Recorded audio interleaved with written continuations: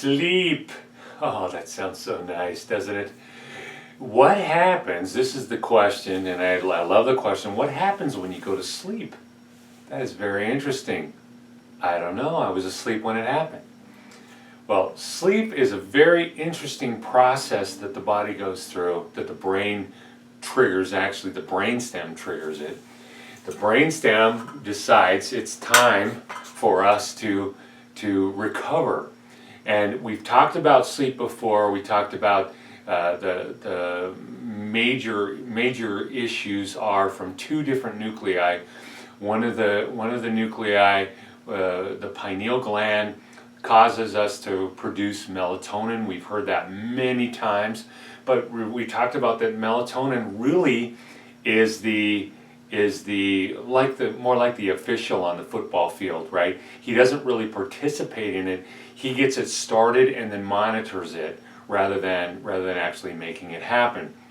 That the real issue is the increase of adenosine from the supramarginal or supracolossal nucleus, and it's increased in its adenosine. Why? Because we've used up ATP, adenosine triphosphate, and we got all this adenosine diphosphate that we need to put another phosphate on to make it a 3-phosphate molecule so that we can use it again. So we need time to redo those, to let the mitochondria give the energy to put those back together. And so when we go to sleep, we're throughout the body using our mitochondria to restructure those adenosines so that they are packets of energy for us to use throughout the day.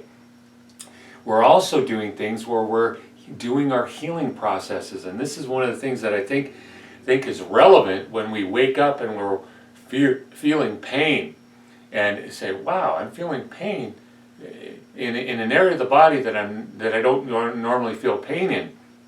Well, there's a likelihood that that's an area that's currently being repaired in your body. Wow, I woke up and there wasn't any pain, but when in the morning, but I felt pain at like 3 a.m. Right, when I came out of a light sleep, and then I went back to sleep, and by the time I woke up, it was gone.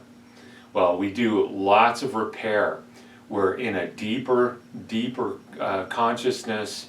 We're more unconscious. We go from our basic beta alpha effects down into the theta and then into the delta waves.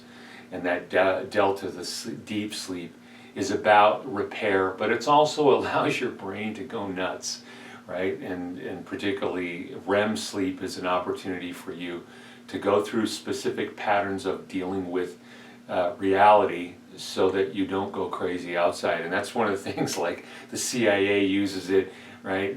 Sleep deprivation to cause people to break down. When you don't have REM sleep, you got a problem. We've talked about that before, that REM sleep issue, that if you have a normal sleep pattern, the REM is at the end of the cycle, which is 90 minutes. But if you have a REM sleep problem, if you're REM sleep deprived, you're going to wind up starting with the REM in order to catch it up. So if you have any more questions about it, a very interesting subject, very important subject, the most important recovery that you get. Second only to it, second is laughter. So when we use laugh therapy also, but every patient that comes in this office has some kind of a sleep problem, and that's one of my goals, is to get them sleeping better so that they can recover better and faster. So remember, we're here when you're ready to take your life back.